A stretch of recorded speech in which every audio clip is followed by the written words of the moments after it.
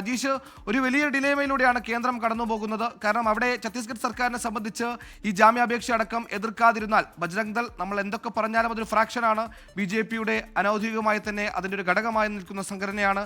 അവിടെ ഛത്തീസ്ഗഡിൽ ഇത്തരത്തിൽ ബജ്രംഗ് ദളെ പ്രകോപിപ്പിച്ചുകൊണ്ട് അല്ലെങ്കിൽ അവരെ ഇതുപോലെ നിഷേധിച്ചുകൊണ്ട് കേരള ഘടകത്തിന് വേണ്ടി അനുകൂല തീരുമാനമെടുക്കാൻ ധൈര്യപ്പെടുമോ ഛത്തീസ്ഗഡ് സർക്കാർ? അത് സുഹേൽ പറഞ്ഞത് ഏറ്റവും പ്രധാനപ്പെട്ട കാര്യമാണ്. അത് ഏറെ ബുദ്ധിമുട്ടുള്ള കാര്യമാണ്. അങ്ങനെ ഒരു സംഘടന ഏറ്റവും ശക്തമായി ഛത്തീസ്ഗഡിൽ നിറഞ്ഞു നിൽക്കുന്ന ഒരു സംഘടനയെ പിണക്കിക്കൊണ്ടിങ്ങനെ ക്രിസ്ത്യൻ സമൂഹത്തിന് ഇവിടെ അവർക്ക് അവരുടെ പ്രവർത്തനവുമായി മുന്നോട്ട് പോകാൻ തന്നെ ബുദ്ധിമുട്ടുണ്ട്. കാരണം ഈ കഴിഞ്ഞ ദിവസങ്ങളിൽ നമ്മൾ ഇവിടെ എത്തി പല ആളുകളുമായി സംസാരിക്കുമ്പോഴൊക്കെ തന്നെ അവരുടെ ഉള്ളിൽ വലിയ ഭയമുണ്ടായിരുന്നു. പ്രത്യേകിച്ച് ഈ ഞായറാഴ്ചകളിൽ പള്ളിയിൽ പ്രാർത്ഥനയ്ക്ക് പോകുമ്പോൾ പോലും ഇത്തരത്തിലുള്ള സംഘടനയുടെ ആളുകൾ വന്ന് ചോദ്യം ചെയ്യുമ്പോൾ ബഹളമുണ്ടാക്കുമോ എന്നുള്ളൊരു ഭയമുണ്ടായിരുന്നു. കുറേ ദിവസങ്ങളായിട്ട് ഇത്തരത്തിലുള്ള സംഭവങ്ങൾ ആവർത്തിക്കുന്നതിൻ്റെ ഒരു കണക്കൊക്കെ അവർ പറയുന്നുണ്ടായിരുന്നു. ഈ ഛത്തീസ്ഗഡിലെ തന്നെ പല മേഖലകളിലും ഇത്തരത്തിൽ ആക്രമണങ്ങൾ ഉണ്ടായിട്ടുണ്ട്, ബഹളം ഉണ്ടായിട്ടുണ്ട്, അവർ വന്ന് മുദ്രാവാക്യം വിളിക്കുന്ന സംഭവങ്ങൾ ഉണ്ടായിട്ടുണ്ട്. അതെല്ലാം അവർ ആ പേടിയോടെയാണ് നമ്മളോട് അത് വിവരിക്കുകയും ചെയ്തത്. അതുകൊണ്ട് തന്നെ ഈ സർക്കാർ എന്ത് നിലപാടെടുക്കും എന്നുള്ള കാര്യമാണ് ഏറ്റവും പ്രധാനപ്പെട്ട കാര്യം. ജാമ്യാപേക്ഷ നൽകി കഴിഞ്ഞാൽ സർക്കാർ എതിർക്കുമോ എതിർക്കാതിരിക്കുമോ? BJP-യുടെ നേതാക്കൾ ഇവിടെ പ്രതിനിധി അയച്ചിട്ടുണ്ടായിരുന്നു. പ്രതിനിധി എന്താണ് അവരോട് ആവശ്യപ്പെട്ടത് എന്നുള്ളത് ഇപ്പോഴും വ്യക്തമായിട്ട് പറഞ്ഞിട്ടില്ല.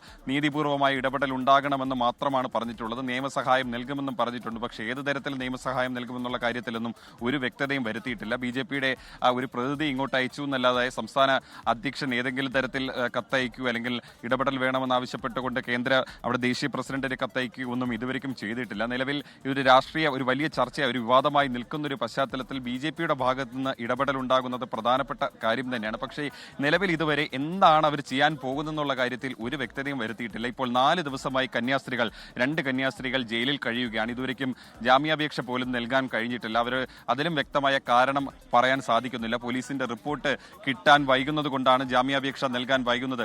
ഇതാണ് അവർ പറയുന്ന ഒരു കാരണം. പക്ഷേ അതിൽ പോലും ചില അവ്യക്തതകൾ തുടരുകയാണ്. ഈ സഭയുമായി ബന്ധപ്പെട്ട് പോലും നമുക്ക് ചിലപ്പോൾ ചില വിവരങ്ങൾ കിട്ടാൻ വളരെ ബുദ്ധിമുട്ടുന്നുണ്ട്.